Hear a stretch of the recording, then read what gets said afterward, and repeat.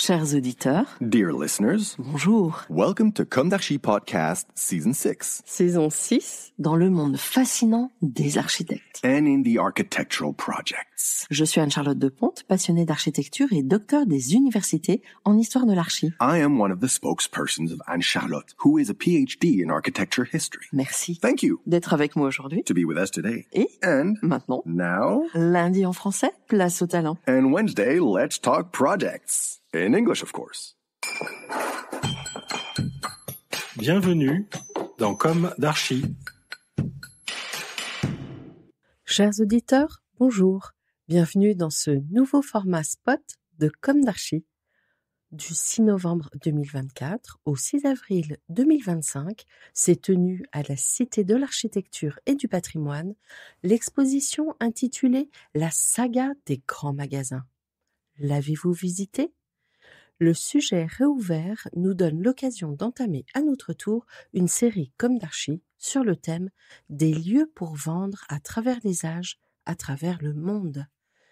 Nous vous proposons ici une version introductive, puis nous développerons le thème dans des numéros à venir avec des interviews d'architectes d'intérieur et ou d'architectes tout court, de designers d'espace, mais aussi à l'aide de petites monographies sonores et transversales dans notre format spot. Mais au préalable, dans cette petite introduction consacrée aux lieux pour vendre, revenons brièvement sur l'exposition. Évidemment, en tant qu'historienne de l'architecture, avide d'apprendre encore et toujours, j'ai légèrement accusé le coup d'un sujet traité pour le grand public essentiellement. En même temps, quoi de plus louable que cet effort institutionnel de toucher tous les publics ? À un moment donné, il faut un minimum d'attractivité et même de rentabilité. Et oui, pour rêver, il faut s'en donner les moyens.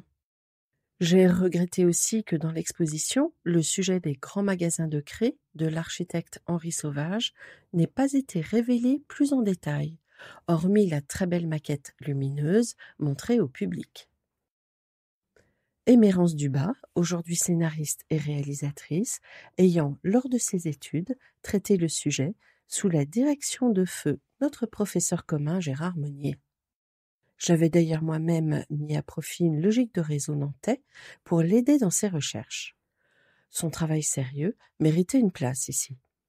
Mais les protagonistes de l'exposition le savaient-ils ? Et où en est-on aujourd'hui dans la transmission de cette mémoire ? Bref, parfois certains sujets tombent aux quasi-oubliettes, quand les traces se brouillent ou quand certains héritiers protègent trop l'information.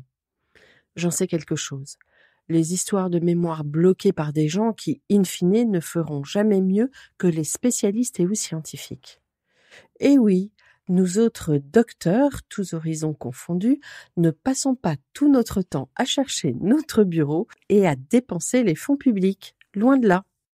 Malheureusement, aujourd'hui, la recherche finit parfois par oublier elle-même la rigueur scientifique, qui va pourtant de pair avec la citation des sources et la rigueur. Regrettons aujourd'hui une information généreusement triturée et des pratiques de gredin qui semblent remonter jusqu'au banc même des universités. Alors évidemment, de nos jours, il y a de quoi se méfier. L'obscurantisme va-t-il finir par tous nous envelopper de son linceul ? Mais rassurez-vous, le livre publié au RMN Éditions sur la saga des grands magasins, mémorisant le contenu de l'exposition, est tout à fait louable, et pas moins de 20 auteurs y ont contribué. Revenons à la lumière des lieux pour vendre. Si le commerce remonte à loin, puisque nos ancêtres troquaient même des silex, l'acte d'échange induit toujours une matérialité, un espace, enfin, jusqu'à aujourd'hui. Les voies antiques romaines ayant tracé l'avenir des grandes foires de champagne du Moyen-Âge, ici en France, les bancs italiens ayant assis les bases de la banque contemporaine. Car oui, le Moyen-Âge eut aussi son âge d'or du commerce, contrairement à quelques bêtises que l'on peut lire sur la toile. Relevons cette mémoire matérielle avant que notre monde vacille vers l'immatérialité totale et perde son humanité. Évidemment, je prie pour que cela n'arrive pas. Continuons de raconter et de transmettre.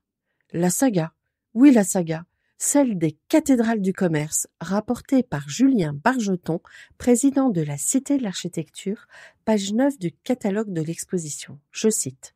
« Si, comme Zola, on devait comparer les grands magasins à des édifices religieux, on les qualifierait de cathédrales du commerce. Leur architecture, souvent grandiose et inspirée des styles les plus variés, témoigne d'une volonté de séduire et d'émerveiller le client.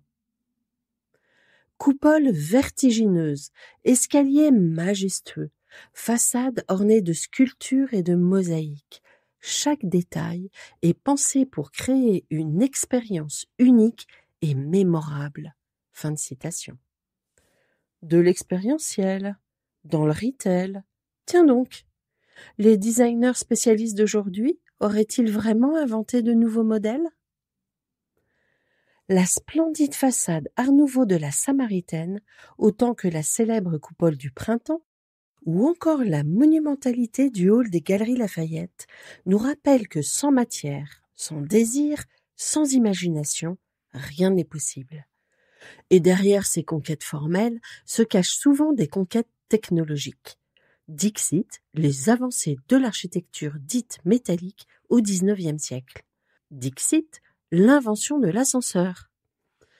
Car il en a fallu du temps, depuis qu'Archimède, en 236 avant Jésus-Christ, eut mis au point un treuil comportant cordes et poulies et tambours jusqu'à ce 23 mars 1857, où Otis inaugura le premier ascenseur du monde dans un magasin de porcelaine et de verrerie française à New York. Le bâtiment comportait 5 étages.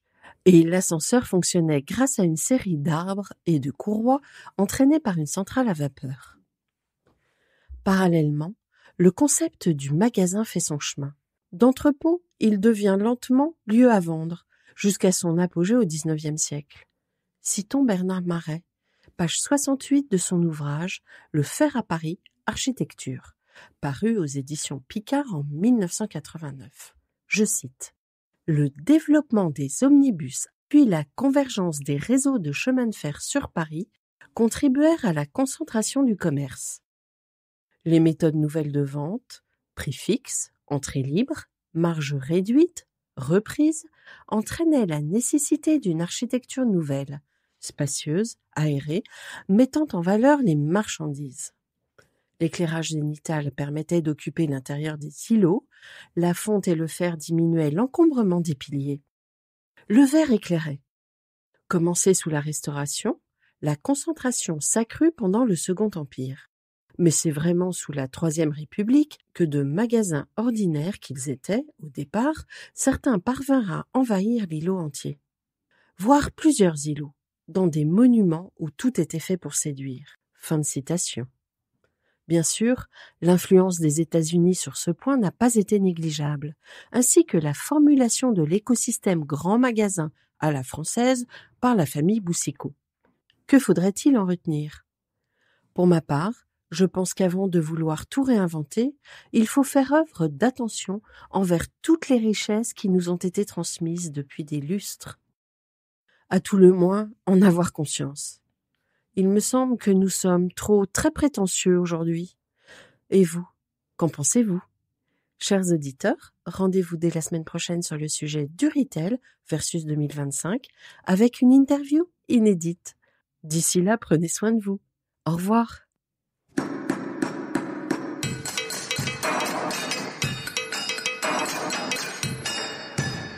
Chers auditeurs, merci pour votre écoute. N'oubliez pas de retrouver nos sujets en avant-première sur Instagram à l'adresse @commedarchipodcast. Si vous aimez ce podcast, favorisez sa diffusion en lui donnant 5 étoiles sur Apple Podcast, plus un petit commentaire, ou sur votre plateforme de podcast favorite. Et surtout, abonnez-vous pour écouter tous nos épisodes gratuitement. À bientôt, et d'ici là, prenez soin de vous.